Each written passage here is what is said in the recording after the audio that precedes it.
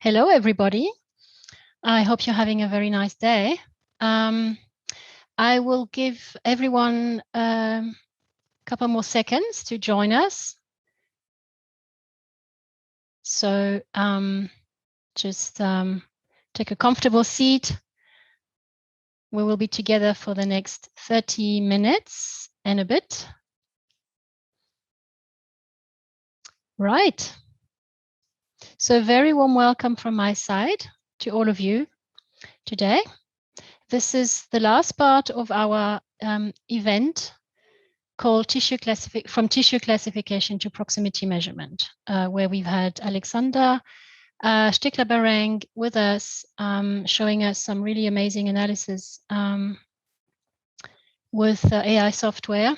And today we will look at a few more samples, and we will go into more advanced analysis, specifically for colon samples and as well bladder. Right. So before we start, just a little bit of technicalities on Zoom, how this meeting works for those of you who are joining us for the first time. At the bottom of your screen, you will see an icon with two little bubbles. This is a Q&A button in which you can post your questions to us at any time. We will make an effort to try and answer them during this live session. However, sometimes we do run out of time. So if you want your questions to be answered after the live session, please enter your name into the Q&A. This will make it easier for us to reach out to you. And we apologize if we cannot answer all the questions during this live session, as we are sometimes a bit short, depending on how many questions you have. But we love your questions, so do not hesitate. Right. So our speakers today have the pleasure to have Birgit again with me, right, my webinar partner and colleague. Hello, thanks for having me again, Alphonse. Yeah, hi Birgit. And Alexander Stickler-Bareng with us today for the third time.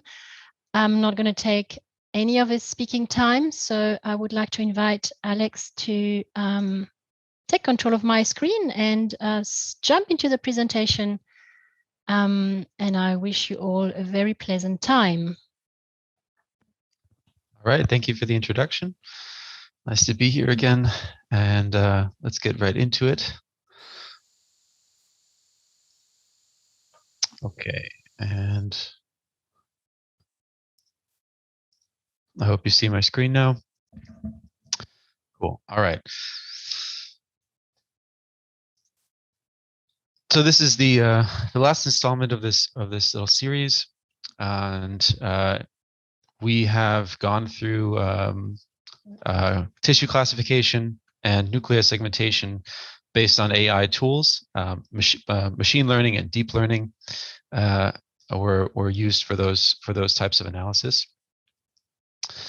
And just a little recap again, in our last session, we went over deep learning models and artificial neural networks and what make them different from machine learning. And so here you can see the little breakdown again of the paradigm of artificial intelligence, machine learning within that, and then deep learning as a further subset of machine learning. The automatic feature extraction is the main differentiating factor between machine learning and deep learning. And here, this is a little infographic for what it looks like. And here we train an artificial neural network by providing raw data as the input on the left and an annotated version of that data as the output. And the neural network can complete the equation by automatically extracting the main differentiating features or within that data. And that then is your deep learning model. If there are any changes that need to be made, you have to change the training data.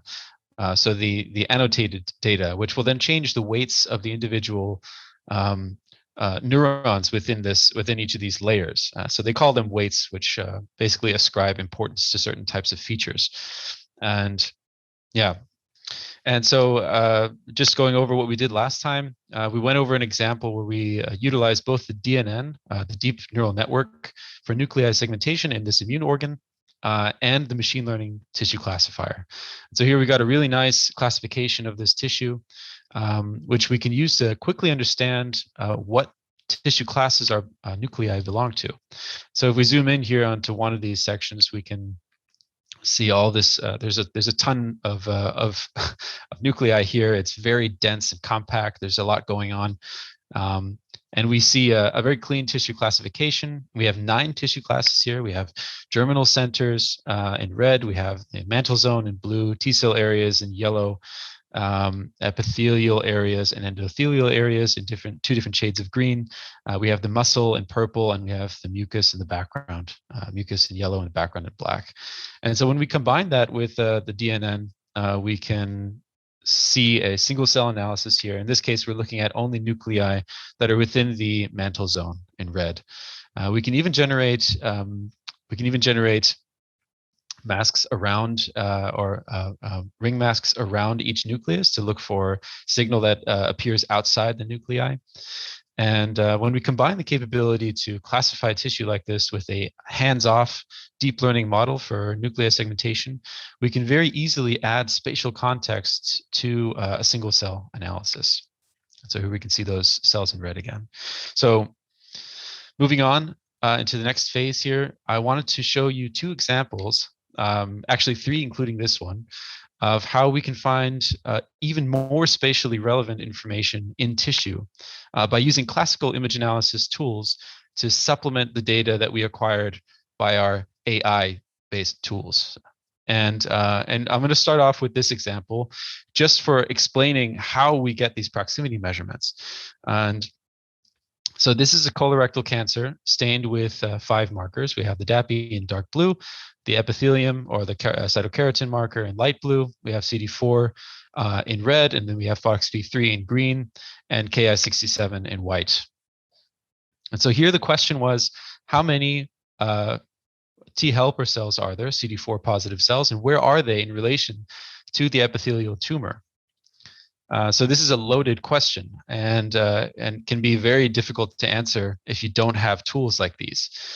So the process we go through is it starts off at the tissue level. So where is the tissue? Tissue area is defined by are there nuclei there? So we use the DAPI marker. We perform a nuclei segmentation. And zooming in, you can see that here. And then because we're using a fluorescence image here in this case, we can be very specific with our markers, staining very specific tissue areas or types of cells. And in this case, we're using the cytokeratin to stain the epithelial tumor. Our software automatically generates a mask. A mask is what you see here. It's an orange overlay on top of one of these markers. And once we have these, the nuclei found and the tissue found, we can use subtraction to just find the stroma in between. And so overlaying these different types of overlays, we can see an image that looks like this. And so using the contours from our nucleus segmentation, we can then measure the staining intensity of each of those other markers, the CD3, the FOXP3, and the Ki67 per cell. I'm going to show you that in a later and the next example. But the reason why I'm showing you this is because of this image. And this is this is what we call a distance transformation. So we take an identified structure, in this case, the cytokeratin marker. We take that overlay and use this as a point of origin from which a grayscale emanates. And we can apply a distance to that grayscale, ranging from 0 being completely black to 255 being completely white, an 8-bit scale. And so you can very clearly see that here. We have one epithelial tumor structure here, and we have this, it's black all the way around it. But then the further we move away from it, the lighter and lighter it gets. And so we ascribe a distance to that scale. And any object that appears along this scale, this gray scale, will tell us exactly how far away it is from the point of origin. And you can see how these kind of intersect here really beautifully. And this is how we identify exactly how far an object is away from a structure by what intensity it rests upon in the grayscale. And this type of information can be used in a scattergram. And so scattergrams we typically use to measure intensities, but we can also use it to measure distances in this case. And in this scattergram in particular, every single dot here corresponds to a CD4 positive cell. We've already done all the analysis on the single cell population, on single cells and every individual channel. We found the CD4 positive cells, but now we're measuring them based on their distance to a multicellular structure. And we can be very selective with this, or we can be very generous with the ranges we ascribe to these. But here you can see we've got ranges of 1 to 25 microns, 25 to 50, 50 to 100, and so on. And visualizing this is very stimulating. We can see an entire population of T helper cells here in red that are within 1 to 25 microns from the epithelial tumor. And we can see the same thing for all the cells that are within 25 to 50 microns away from that multicellular structure, and so on and so on. And so we can very quickly obtain a wealth of information just because of that one function. So I'm going to move directly into the software again and just show you this. Because there is a lot to go through, and I hope I have enough time to do it. I have two really cool examples. I'm going to start with the fluorescence, and then I'm going to go to the bright field, I think. Okay, so I hope you see the blue TMA. Okay, good. And so here, this is also colorectal cancer, I believe, and it's a TMA core. So you can imagine an entire slide filled with TMA cores that all might look slightly different. And here the question is, how many effector T cells are there, and where are they in relation to the epithelial tumor? But at this point, in this particular project, we're looking at a cellular level. So we want to see how many effector T cells are there, and how many epithelial tumor cells are there in immediate proximity to those effector T cells. And we want to do the same thing for cytotoxic T cells that are PD-1 positive and the T helper cells that are PD-1 positive. So we have, these are the individual channels we have. We have the DAPI, we have the CD4, the CD8, I think it's cytokeratin marker again, and we also have the PD-1. So moving into, I'm not going to go over spectral unmixing. It's another chapter, but we're going to go directly into the classification. So we utilize the machine learning based tissue classification here to very quickly identify these different areas. So we can identify the background, the epithelial tumor, and the stroma. And so this is what the software sees. It's all binary. So the black is not selected, the white is selected. We do the same thing for the stroma. And then we have the background as well. And we can apply the same type of tissue detection once we have that information, and a proximity map. So this is the same type of image I showed you before, where we have a distance applied to a scale. And once we have that information, we can very easily find those points of origin, those structures, and also ranges of distances around them.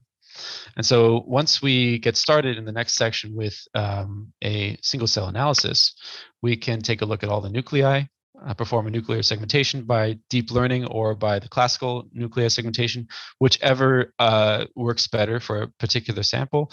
The deep learning nuclear segmentation is very flexible, but in terms of how many types of samples it can apply to. But the classical nuclear segmentation has more control. You have a lot of control over how large you want your nuclei to be detected, and so on. So the way we measure intensities is by a linear scale. So we always use a monochrome scale. In this case, we're using fluorescence. It's already in a monochrome scale. So if I open up the RGB here on the upper right-hand side, you can see the RGB level. In this case, we're using monochrome. So it's just black and white. And the closer it is to 0, the closer it is to black. And the closer it is to 255, the closer it is to white. And so this is what we use to measure intensities on the single cell level. And if I bring in my trusty scattergrams here, I can separate these cell populations with the cutoff. And so any of you who are familiar with flow cytometry will probably appreciate this feature and the similarity it has to flow cytometry. So if we're looking at CD4 positive cells, we can go to the CD4 channel. The nuclei segmentation is superimposed upon the over the DAPI channel, and we can interact with these cells by just double clicking on them. We can see them where that specific cell is in the scattergram. It's measured in, and then we can also see an entire population of cells by right-clicking on a quadrant and viewing this information directly in the image. And this is how we separate cell populations. Any cell that is positive will appear in red. It's above the cutoff. Anything that appears in green is below the cutoff. And so I can change this in real time and see how this affects the image. And so that's how that works. And we do that for every individual channel. We can do the same thing for the PD1. View the backward data for this quadrant, and so on. This is the single cell analysis, and it's really important because the next phase is our cell-to-cell interactions. And if we go back to our overlay, just to be reminded of what this actually looks like, we can bring in our cell-to-cell interactions here. And because I'm in a backward connection, I'm looking at the PD1 positive cells. I can see exactly how many of them there are. But in this case, we're looking at effector T cells. So these are CD8 and these are effector T cells. We can see exactly how many there are in immediate proximity to a epithelial tumor cell. And so each one of these lines is one cell that it's next to. And you can see that this one in particular has 3 lines. It's next to 3 of these in immediate proximity. And then we can do the same thing for cytotoxic T cells that are also PD1 positive. And we can gain a ton of information here based on this type of analysis. And we can do the same thing for helper T cells that are PD1 positive. So this is a spatial analysis on the single cell level, which is just has a very high degree of granularity, and we can do the same type of thing with bright field samples as well. So I'm going to go into the next or the last sample I have here, which is a bladder cancer TMA core. I hope you see a different sample now. Okay, so here we see another TMA core. It's bright field. We are using the DAB to find the brown stained CD3 cells in this TMA core, and we can see immediately that there's a cluster here, an immune cell cluster, and there are a few, right? We can also see the epithelial tumor here. We see there's a stroma, and here the question is, how many CD3 positive cells are there, and where are they in relation to the epithelial tumor? And on the other side, we can ask, how large is the epithelial tumor? How many CD3 positive cells are there within that, and in the immediate vicinity of this area? And so we can utilize the flexibility of StrataQuest to integrate a machine learning tissue classifier as well as the proximity measurements here. And so I'm just going to go through the process. And in order to do that, I'm going to show you the app. So this has been simplified into a customized user interface. And so you're no longer looking at a codified or a coding interface. You're looking at macros. These are just the essential parameters that you need to run this type of analysis. And it all moves like a book from left to right. And you start off simply with a color separation. And so this is the hematoxylin and the DAB. These are converted into monochrome once we've separated those 2 colors from each other. And that is an instantaneous thing that happens very quickly. And then we use the classifier. The next stage here is the classification. And you can see we have the background, the tumor, lymphocyte clusters, and the stroma. And so moving from left to right on the images, these are corresponding images, which you'll constantly need to be dancing between the algorithm, or the app in this case, and the images that you generate. And so here you can see the output of the the classifier. You can also take a look at the drawings that were done to achieve this analysis, or the annotations.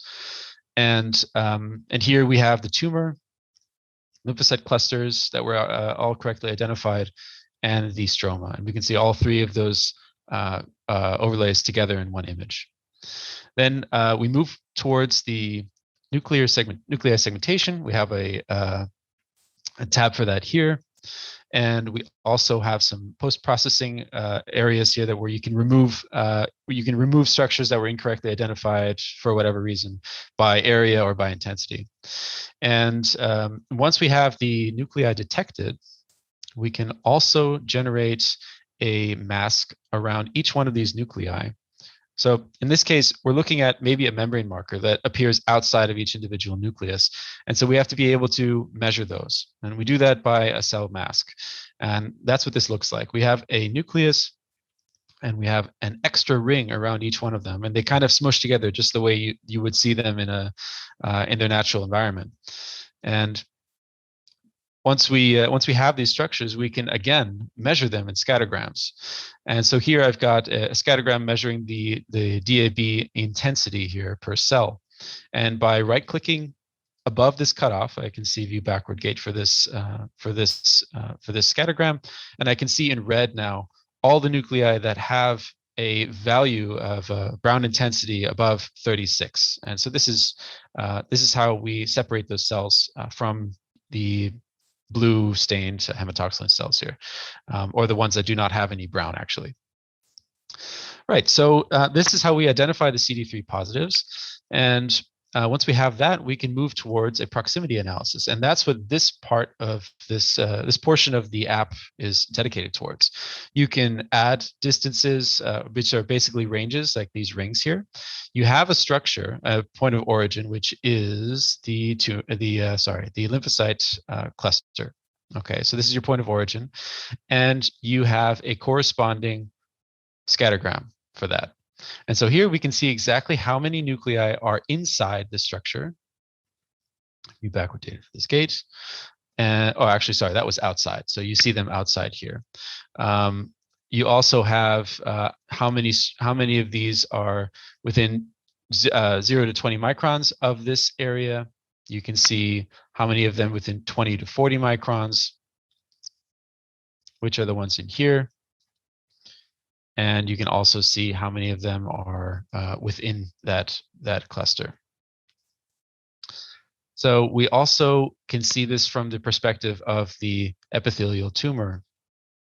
And so because, oh, I was in the wrong, whoops, I was in the wrong one. So that was incorrect, sorry. This first lymphocyte distance is from the tumor, right? So I was doing that incorrectly, sorry about that. So we have backward data for within the CD3 positive cells that are within the epithelial tumor, and all the cells that are within the first range here.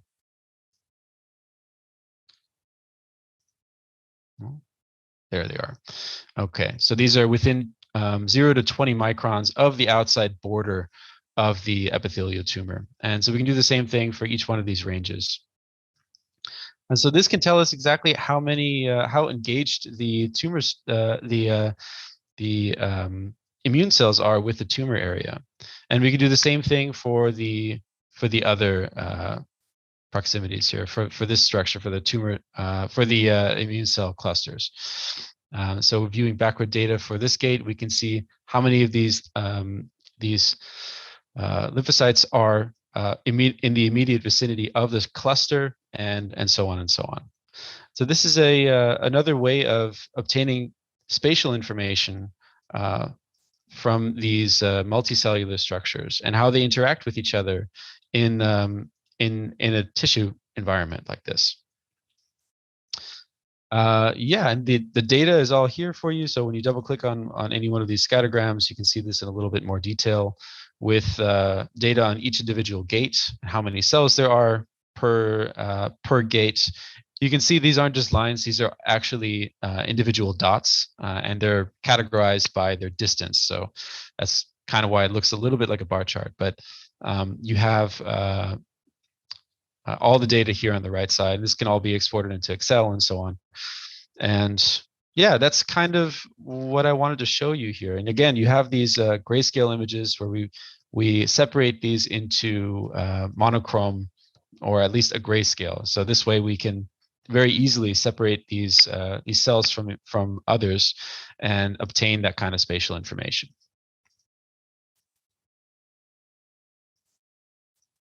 Yeah.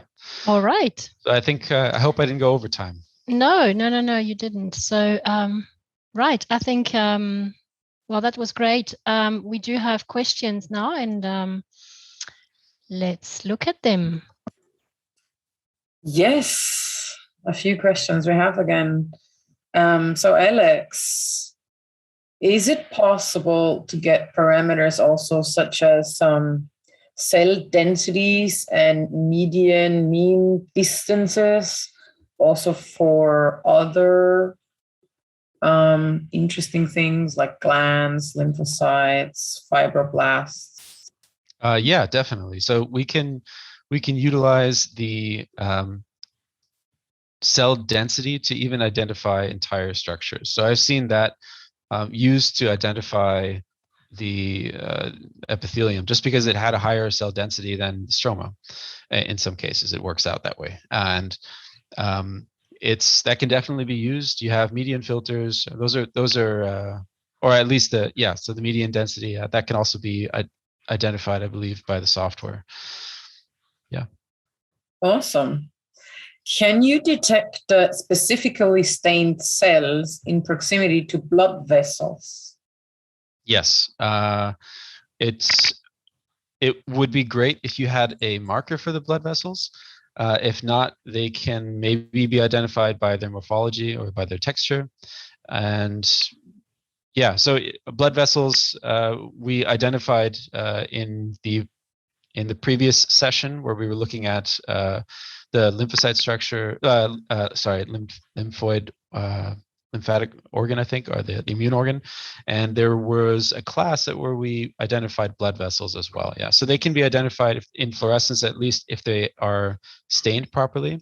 And if not, then it depends on the image. So it really depends on if they can be identified by eye or by structure or by morphology, I mean, or texture.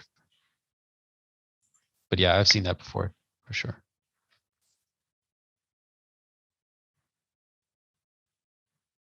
Mm-hmm. So you may also be able to do these proximity measurements then, for example, for other things such as astrocytes and abnormal sizes of those. Do you know that, Alex? Is that something you came across? It was a comment more than a question that I'm answering to. No, that is definitely, we can definitely do that. So astrocytes, my colleague Felicitas has a lot more information on that, I think. But yeah, I've seen that before. There's a page on our website which has a collection of all the apps that we've curated. It's a growing library of very specialized algorithms, and you can always take a look at that. It's called the App Center. So if you just Google Tissue App Center, you should be able to find it.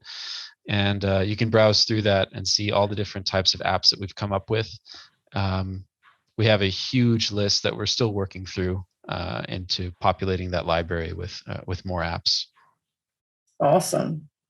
Then one final question that I still have, is it possible to analyze a high number of markers, for example, in a multiplex staining with only one tissue section? Yeah, definitely. So there's no limit to the number of channels you can import into StrataQuest, or that you can analyze in StrataQuest.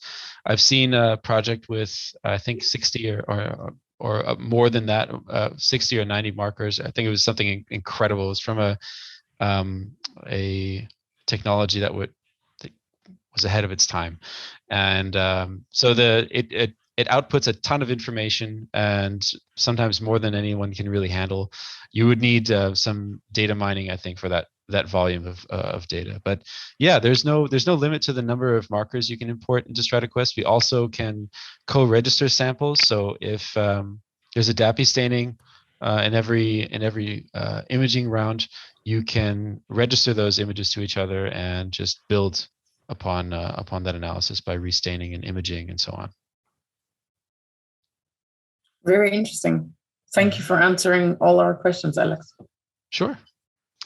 Yes, thank you. I think we do have answered all the questions today.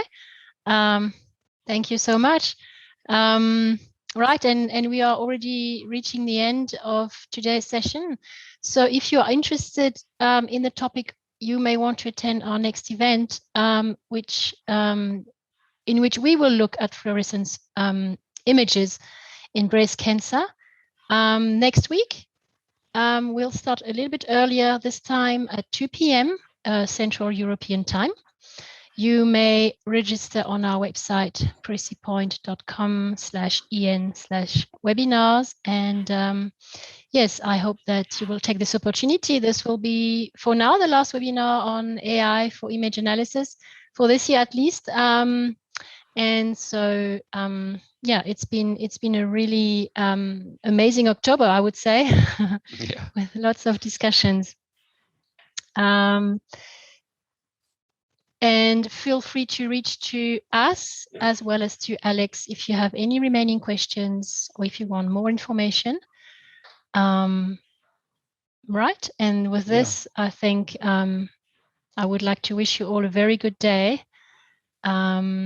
Or a very good evening, and I really hope to see you soon again on one of our webinars. Thank you so much. Thank you, everybody. Thank you. And thank you, Hope Alex. to see and you Birgit. soon. All right. Thank you. See you.